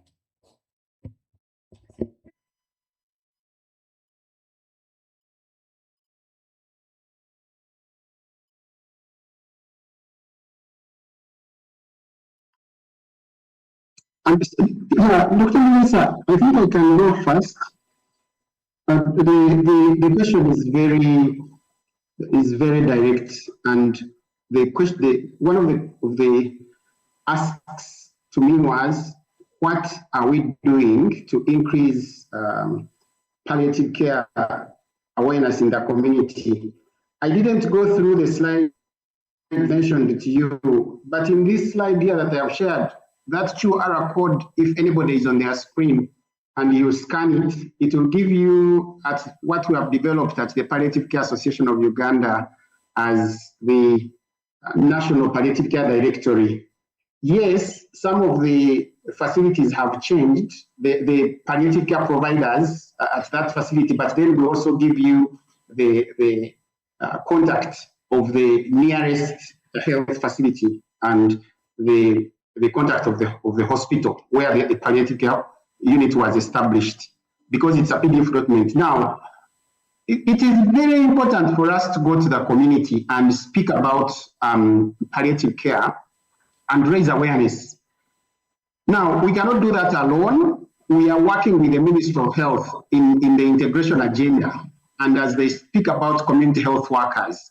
In fact, the new guidelines for community health education have a whole chapter on palliative care, and it's a national document. It will move out to every other community health educator in our country. Because this is new, it is going to be rolled out beginning of their financial year, which is July going forward, and the Ministry of Health has developed that. But we've also come up with an initiative which we are calling the Compassionate Community Initiative. And that Compassionate Community Initiative, for anybody who is online, for us, we are encouraging hospices. We are working with Hospice Africa Uganda, for example, to say, where you are, can you work with organized groups? And organized groups can be school, market women, boda taxi or motorcycle taxi, boda riders, church, mothers union, or the pilgrim women, or can you work with these groups and train non-professional palliative care providers to support the care and the referral of patients? And we have done a fantastic model with Hospice Africa Uganda and in Hoima, where we have a school that goes out, that speaks about kindness, that goes into the community, supports bereavement, and then they get into Rotary clubs and speak about palliative care. That's the only way we shall have to go far. And I'm sharing with you a map to show you that even when we are doing that, we still have, where you see white spaces, we still have to go, and yellow, we still have to go down there in Karamboja and increase, we still have to go. But those are the few initiatives that we are going, that we are talking about. And then lastly, on that point of maintaining our stand, I think sometimes as Ugandans, we feel like we are not maintaining our status, that we are going back. But the recent published Global Palliative Care Atlas, the African Association Palliative Care Atlas, as Dr. Namishango has shared with us, it shows you that we still have that model that is growing. Because if we are going back, perhaps we would not be scoring well in education and training. And what I'm praying for, or what we need to support, as Dr. Eve has said, all of us, Dr. Eki Achikule, the principal of the school, has shared with us the journey about the charter, the journey about the new courses, about the journey. If we can all support and make sure that indeed that is realized, I think even Dr. Anne Merriman that we talk about here will be really pleased, because we believe that there is life even after this life that we live, and our legacy will be longer. Let's support the institute. Let's support the scale up of palliative care education in different health facilities, different institutions across the country. I didn't go through that slide, but let's continue to support the efforts and make sure that we reach as many institutions as possible. Then we will reach the community by default. I am sorry I've taken so much time, Dr. Melissa, but that's how I can answer. Thank you very much, Mark. I think those are wonderful answers. What has not been very clear to me is the assertion that we have lost ground, that we are losing, that the trend has been backwards. And I'm not sure whether that is from the standpoint of the number of people being trained as compared to the number of patients who are rising.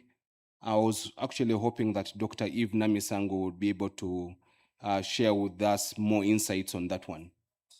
Dr. Eve, if you're available.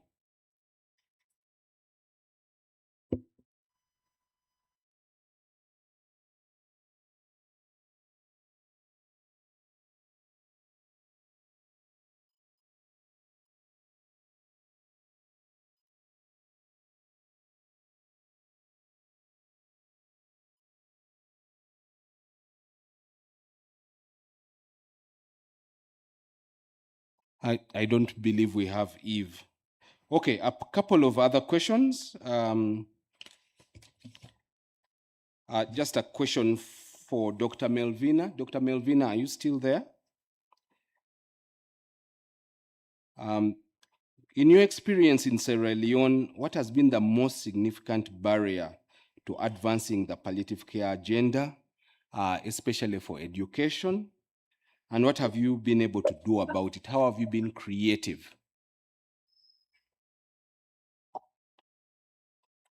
Thank you very much, Dr. Eddie. Am I audible? Yes, you're audible. Please proceed. Thank you very much. Yes. So the advancements of palliative care has been met with several barriers that are interrelated. The most important barrier is that the limited awareness and understanding of palliative care among health workers and also among the general population. Mostly people misunderstood palliative care as end-of-life treatment rather than an holistic approach to patients with chronic illnesses. So this results in late referral. Also, the cultural barriers and also the lack of acceptance of serious illnesses and also acceptance of more of opioids have also delayed and underutilized the palliative care service. We also have limited issue of limited human resources. Palliative care is not fully developed in the different levels of care. Only few professionals, despite we are doing training, only few of them have been involved in training. And so it is mostly limited to the district headquarter towns. We've not been able to go into the villages to get more health workers trained. And that usually leads to burnout. There are times our team were very tired. Also, there is a huge issue of financial constraints that we also experience. Most of the time, most of our patients have used either they are not on the low socioeconomic status, or they've used all of their resources provided in order to find the cure. And then when they come to us, they cannot afford like simple things like even the things that they need for their daily living. So there are times we as our unit will have to help them with some amounts of financial support. So what we've done, as I told you from my presentation, we've been doing so much training, we've been raising the awareness, we've been involved in radio program, we've been celebrating World Hospice and Palliative Care Day in October. We've also been able to involve the community people, community leaders, the churches and the mosque, and also propagate palliative care so people understand, and so that they will bring a diagnosis, we will be able to provide holistic care for our patients rather than at the end of life. Thank you very much. Thank you very much, Dr. Melvina. Ladies and gentlemen, we are drawing to a close of our time. It's not very long before it is 5 o'clock East African time. There's just one more question. This is a question to Professor Patrick Fell. If you would kindly answer this. What strategies or opportunities are needed to strengthen the current collaboration between HAU and UCD? And we recognize that Dr. Ann was an alumnus of UCD, but if other countries and other institutions wanted to implement similar programs, what would they need to do to ensure that North-South partnership succeeds? Well, I think UCD, I'm an emeritus, so I can't really speak for UCD anymore, but I'm sure my successor would very happily share the experience and the documentation required to establish the formal MOUs and so on. It's very straightforward, establishing an elective program. And I think just do it under the standard protocols that you do for every elective program. We had no problems. I have to say it was one of the simplest ones we've ever implemented. We had some issues with some students who had slight problems, social problems, and so on in Uganda, but nothing in particular. I think we had two students had to come home. Dr. Eddy, was it? In the whole program, out of the 34 students who went over, we had 2 who ran into slight problems, just their social problems and so on. that they were unhappy with. So in terms of sending the students, I always felt our students were safer in Uganda than they are down in certain areas in New York, that we send them to some of the poorer quarters of New York, where some of the poor hospitals are, and or indeed some of the poor parts of Dublin we send students to. So we never had any problems. It was very successful, and the team in Uganda were just fantastic, and Dr. Eddie and his colleagues were just fantastic. We have to say it was a real pleasure to that project all the time. Yeah, I can also attest. This program has been very successful. Just one or two hitches, but nothing that is not manageable. And we're grateful for that partnership. Likewise, UCD are very grateful as well. Yeah. So finally, I would like to, as we draw to a close, apologies from Dr. Ronnie Bahatunjire. He's acting Commissioner of Clinical Services at the Uganda Ministry of Health. He was called into a meeting with the Director General of Health Services, and he's not been able to be part of this webinar. Please receive his apologies. He was meant to talk about translating training into practice, opportunities and strategic direction for palliative care in Uganda. We're not able to have that, but I'll request if he prepared slides or anything that we can share with people who have been able to participate in this webinar, we shall gladly share that. Ladies and gentlemen, thank you for all your questions. They're still coming in, but time is not our best ally. We really have come to the end of this webinar. And I would like to invite Maria. Maria is actually a patient of Hospice Africa Uganda. Mariam. Hospice Africa Uganda has, of course, looked after 42,000 patients. 40,000 patients. I'm ahead of my time. I'm thinking ahead. 40,000 patients over these 33 years, and Mariam is one of them. And she's here to give some closing remarks, share a bit of her experience, but also conclude with a word of prayer, and then we shall close this webinar. Mariam, if you're available. Thank you so much, Dr. Eddie. Good day, everyone. My name, like said before, I'm Namat of Mariam. I'm deeply honored to be part of this special webinar held in memory of honor of Dr. Anne and her remarkable legacy. On behalf of fellow patients at Hospice Africa Uganda, I'm so humbled to have been given an opportunity to say a word, but only to appreciate the work well done by Dr. Anne Merriman. May her soul rest in peace. And on behalf of fellow patients, we really indebted and we really appreciate the good work. Mariam, sorry to interrupt. If it is possible at all to enable your camera so that we're able to see you, we will be most grateful. If it is not possible, we will be very understanding. Thank you.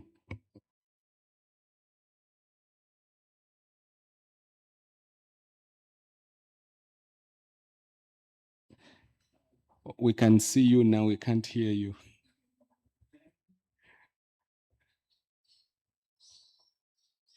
Are you able to unmute her? Me? Yeah, thank you so much. I was saying I really appreciate you. I appreciate everyone for giving me a chance to be part of this special webinar. When I say it is special, it is indeed special. We really appreciate, we thank God for the life of Dr. Anne. I want to take this opportunity to appreciate each and every one of you who have decided to honor this day, and may God bless you all. As a patient, I've known hospice since 2023, and I came as someone who I can say homeless. I came as an orphan. I came with a lot of pain. I remember I had no good speech because my first time to be told to explain about what I'm going through or where I have the pain, I couldn't even speak more than 3 to 4 words. I needed to first always pause in, breathe, and then try to explain myself. But I want to take this opportunity to appreciate Hospice Africa Uganda, its staff, the late Dr. Anne on her behalf, in her absence, to all of you, the donors, and all the well-wishers across everywhere in the world. I came to know about Hospice Africa Uganda sometime back when I was a very young toddler back in my home village in Imbarara. I was about 3 years and I used to have an uncle who was suffering from cancer, which I got to know when I fell sick that he was suffering from cancer.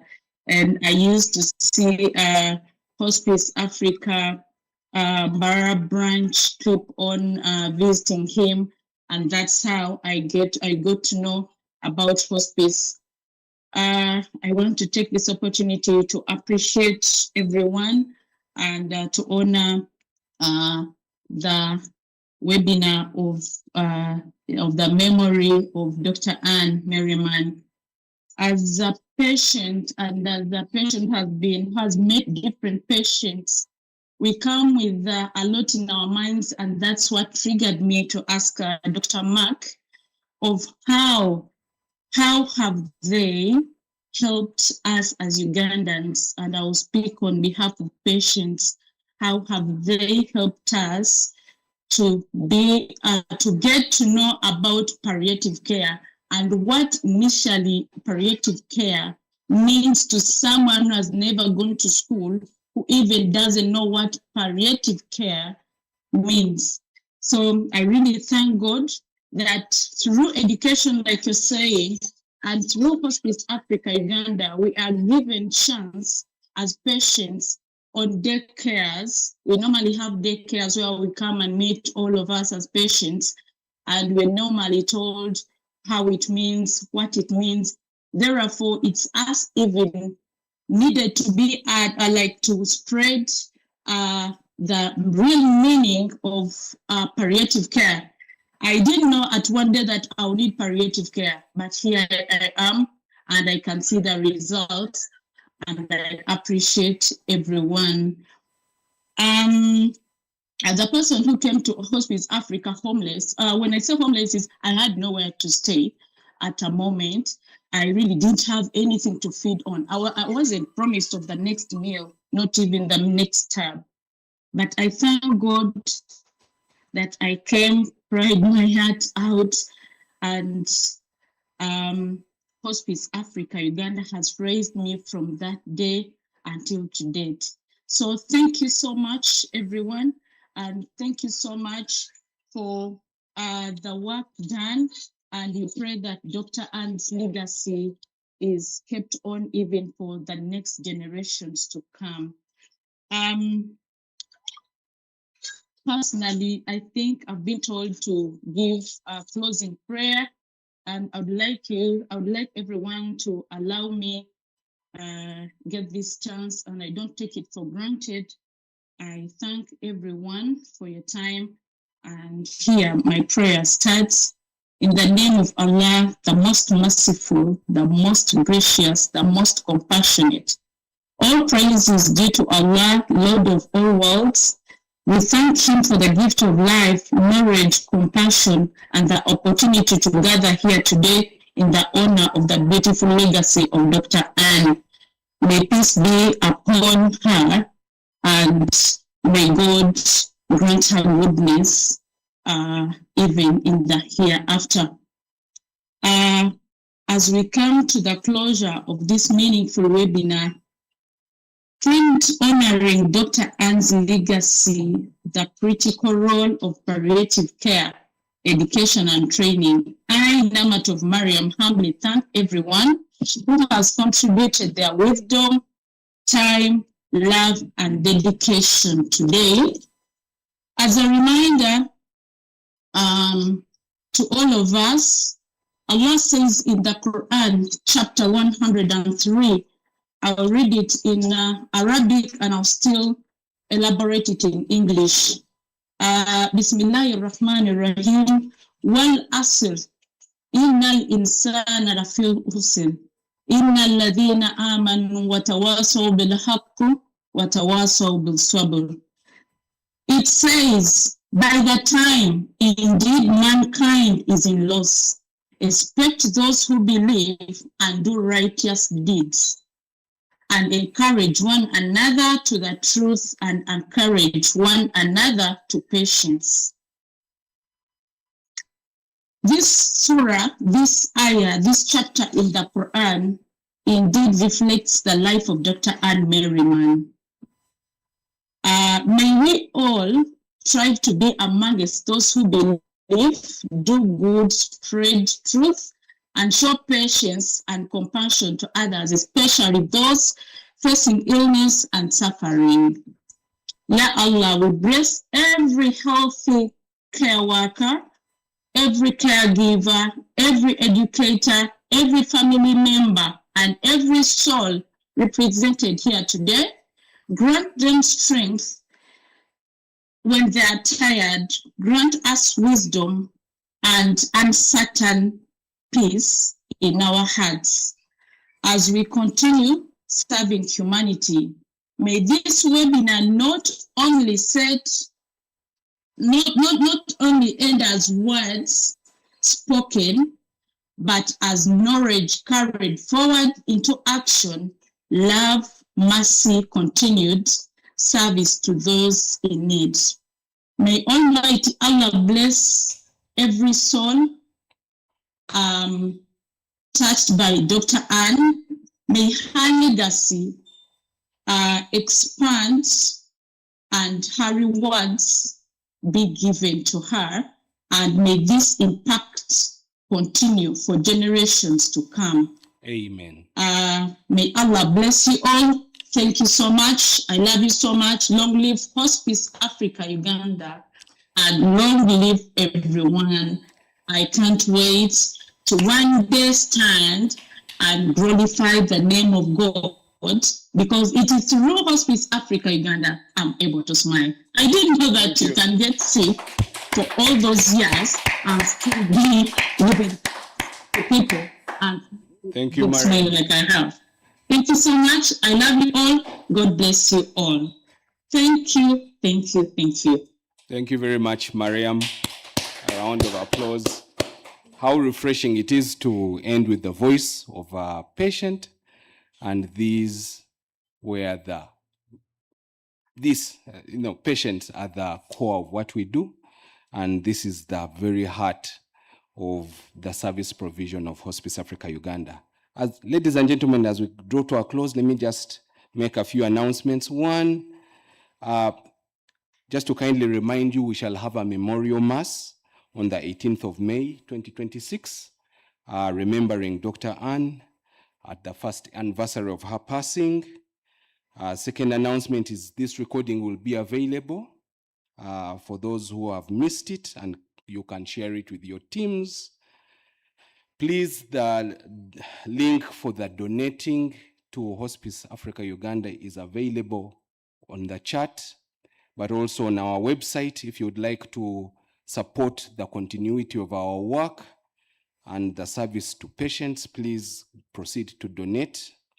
And if you would like to become a pain stopper, making a commitment either one-off or in a continuous progressive manner every month or every quarter towards the relief of pain amongst our patients, you may proceed with that and become a pain stopper. Finally, let me say words of thanks. Thank you to God for making this webinar possible.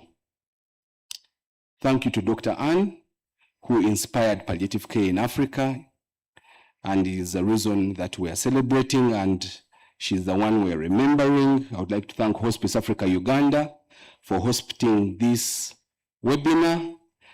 I would like to thank our panelists. You have spared your time and shared with us your expertise and experience. We are very grateful.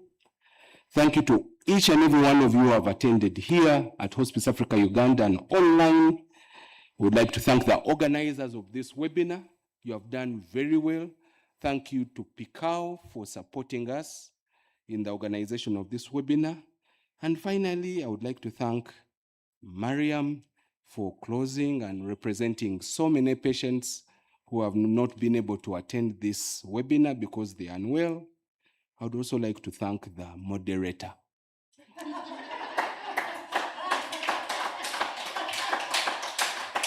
I'd like to thank the moderator for what has hopefully been a job well done. Thank you very much. We'll meet at the next webinar.